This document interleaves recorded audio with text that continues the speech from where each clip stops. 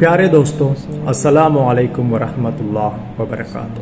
دوستوں، آج ہم اللہ رب العزت کے 5 حقوق کے بارے میں بات کریں گے، لیکن اس سے پہلے یہ جاننا ضروری ہے کہ حق کی تعریف کیا ہے۔ حق سے مراد وہ ذمہ داری ہے جو ایک ذات پر دوسری ذات کے مقابل لازم ہو۔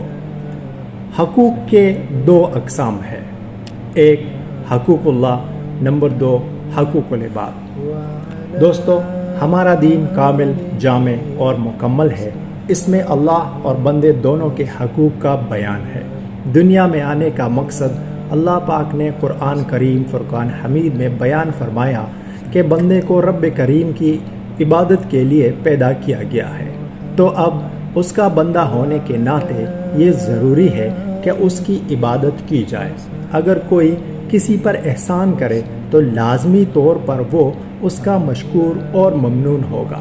تو رب کریم کہ جس کے اتنے سارے احسانات ہیں کہ شمار نہیں کیے جا سکتے، تو اس کا شکر ادا کرنا اس سے بھی کہیں زیادہ ضروری ہے، اور محبت کا تقاضا بھی یہی ہے کہ اس کی خوشنودی حاصل کرنے میں کوشش کی جائے۔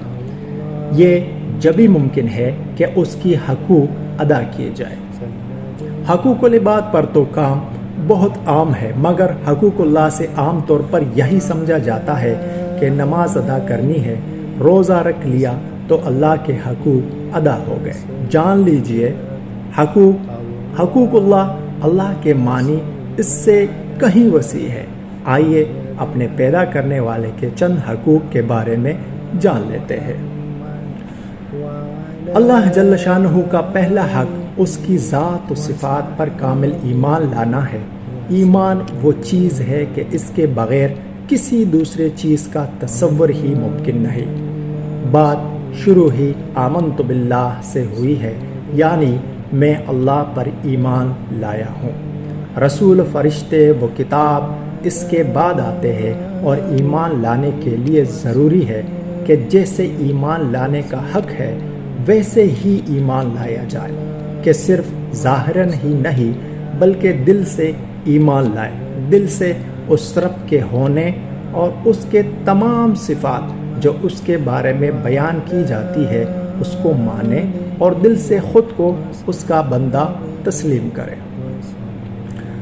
اللہ پاک کا دوسرا حق یہ ہے کہ جو یہ ایمان لایا اس نے اپنا کمال نہیں بلکہ اس کا ہی احسان اور اس کی ہی عطا سمجھے، کہ بغیر اس کی توفیق کے ایمان لینا ممکن نہیں، اور یہی سمجھے کہ اگر اللہ چاہے تو ہی میرے دل میں ایمان ہے، اگر نہ چاہے تو اس عاجز بندے کے اختیار میں کچھ نہیں۔ اللہ پاک ایمان کی سلامتی عطا فرمائے، قبر میں بھی ایمان ساتھ لے کر جائیں۔ قرآن کریم میں ان لوگوں کے بارے میں فرمایا گیا جو اسلام لانے پر آقا حضرت محمد صلی اللہ علیہ وآلہ وسلم پر احسان جتاتے تھے۔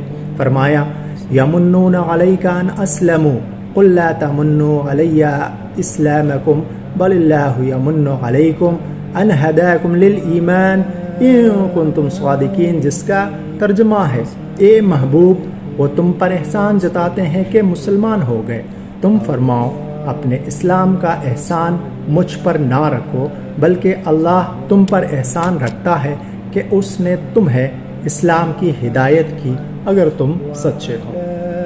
دوستو، اللہ پاک کا تیسرا حق یہ ہے کہ اس کی ملاقات کا شوق رکھا جائے۔ جس سے محبت ہو اس سے ملنے کا شوق بھی ہوتا ہے، اور اس ملاقات کو خوبصورت سے خوبصورت بنانے کی کوشش بھی کرتا ہے۔ جو اللہ پاک سے ملاقات کا شوق رکھتا ہے وہ اس ملاقات کو ضرور خوبصورت بنانے کی کوشش بھی کرتا ہے، اور اس کو بہتر بنانے کا طریقہ یہ ہے کہ اس کی عبادت میں کوشش کی جائے، جیسے فرمایا گیا وَإِنَّهَا لَكَبِيرَةٌ إِلَّا عَلَى الْخَاشِعِينَ الَّذِينَ يَظُنُّونَ أَنَّهُمْ مُلَاقُو رَبِّهِمْ۔ ترجمہ ہے، بے شک نماز ضرور باری ہے مگر ان پر جو دل سے میری طرف جھکتے ہیں، جنہیں یقین ہے کہ انہیں اپنے رب سے ملنا ہے۔ دوستو، اللہ پاک کا چوتھا حق یہ ہے کہ اس سے اعلیٰ درجے کی محبت کی جائے، اس کی محبت میں جیے اور اس کی محبت میں مرے، اپنی خوشی پر اللہ کی خوشی، رضا اور خوشنودی کو ترجیح دے، اس کی یاد میں روئے، اس کی خاطر دوستی رکھے اور اسی کی خاطر ہی دشمنی رکھے، اس کے پسندیدہ لوگوں کو خود بھی پسند کرے۔ قرآن کریم میں ایمان والوں کی نشانی بیان فرمائی گئی ہے، فرمایا والذین آمنوا اشد حبا للہ، ترجمہ اور ایمان والوں کو اللہ کے برابر کسی کی محبت نہیں۔ عزیزان گرامی، اللہ پاک کا پانچواں حق اس کی اطاعت ہے کہ جس جس چیز کا اللہ نے حکم دیا اسے بجا لائے، اور جس جس چیز سے اللہ نے منع فرمایا اس سے رک جائے، اور اس کی اطاعت میں دل تنگ نہ ہو بلکہ خوشی خوشی اس کی عبادت میں کوشش کرے۔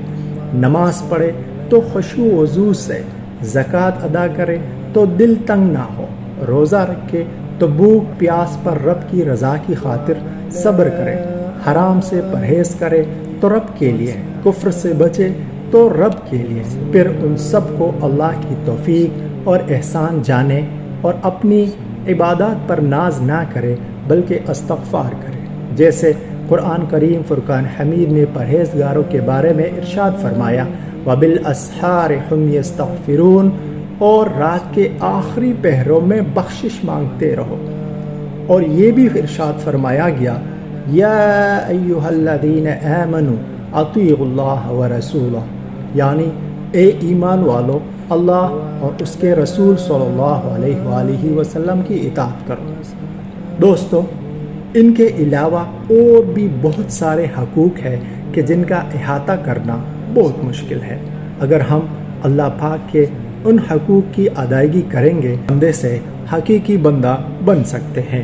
اللہ پاک سے ملاقات تو کرنی ہے، اس کی دو ہی صورتیں ہیں کہ یا تو اللہ پاک ہم سے خوش ہو یا ناراض ہو، تو کیوں نہ اس حال میں ملاقات کی جائے کہ وہ ہم سے راضی ہو، اور اس سعادت کو پانے کے لیے اس کے حقوق ادا کرنے ہوں گے۔ اللہ پاک ہم سب کو ان باتوں پہ عمل کرنے کی توفیق عطا فرمائے۔ اجازت دیجیے، اللہ حافظ۔